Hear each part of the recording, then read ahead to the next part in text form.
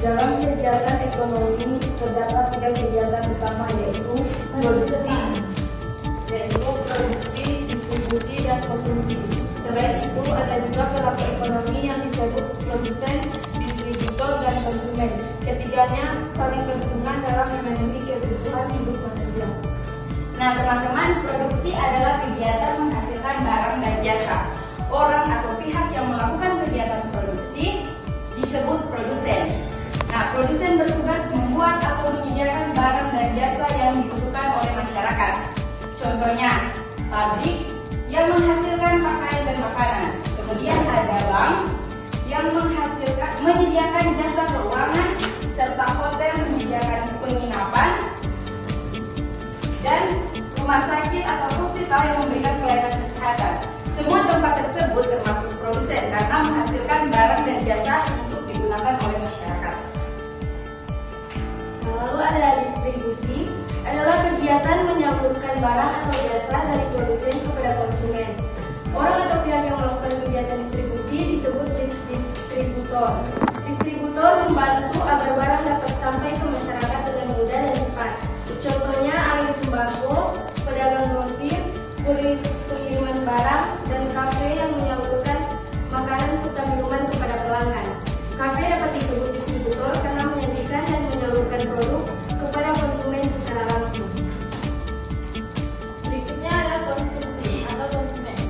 Adalah kegiatan menggunakan barang atau jasa untuk memenuhi kebutuhan hidup.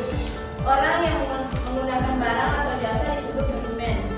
Contohnya masyarakat yang membeli makanan di kafe, menginap di hotel, menabung di bank, atau berobat di rumah sakit. Mereka disebut konsumen karena memakai barang atau jasa yang telah disediakan. Jadi perbedaan produksi, distribusi, dan konsumen terletak pada kegiatannya. Produksi berarti menghasilkan, distribusi berarti menyalurkan, dan konsumsi berarti menggunakan. Sedangkan produsen adalah penghasil barang atau jasa, distributor adalah penyalur barang atau jasa, dan konsumen adalah pengguna barang atau jasa. Nah teman-teman, produsen, distributor, dan konsumen memiliki hubungan yang saling bergantung dalam kegiatan ekonomi. Jika tidak ada produsen, tidak akan ada barang atau jasa yang dapat digunakan. Jika tidak ada distributor, barang dari produsen akan sulit sampai kepada konsumen. Jika tidak ada konsumen, barang yang dapat diproduksi tidak akan terjual. Contohnya dalam kehidupan sehari-hari itu, petani menghasilkan sayur yang disebut dengan produsen, pedagang membawa dan menjual sayuran ke pasar yang disebut distributor, masyarakat membeli dan mengonsumsi sayuran tersebut yang disebut konsumen. Jadi produsen, distributor, dan konsumen saling berhubungan dan saling membutuhkan.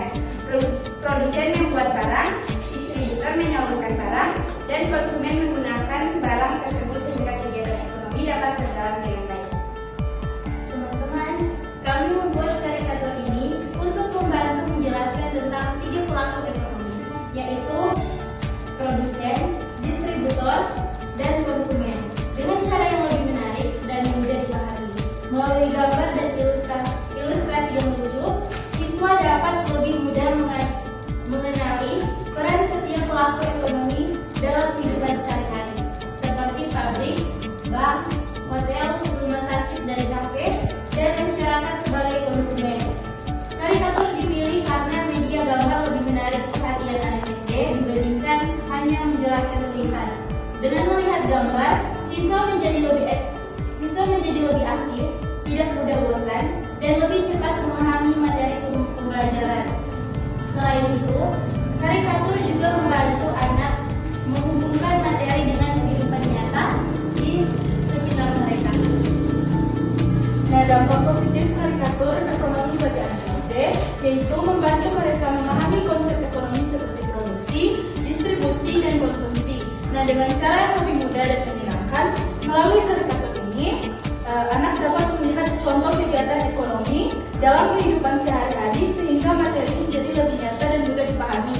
Nah, selain itu, karikatur juga dapat meningkatkan kreativitas, melatih kemampuan berpikir kritis, serta membantu anak menyampaikan ide dan pendapatnya melalui gambar. Nah teman-teman, tambah juga, jadi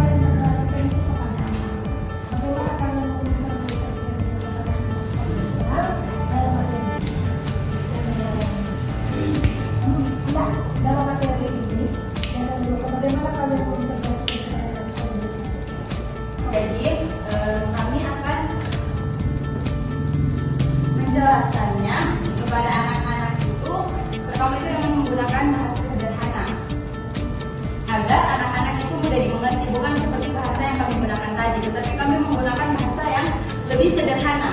Nah, kemudian kami akan mengenalkan kepada mereka dari semua di sini mana-mana yang merupakan produsen, mana-mana yang merupakan distributor atau konsumen. Nah, kami juga akan mengenalkan kepada anak-anak bahwa produsen itu bukan hanya tentang pabrik, tetapi ada bank, hotel, dan rumah sakit. Itu juga termasuk produsen. Kenapa dikatakan demikian? Karena itu merupakan produsen jasa yang menyediakan jasa.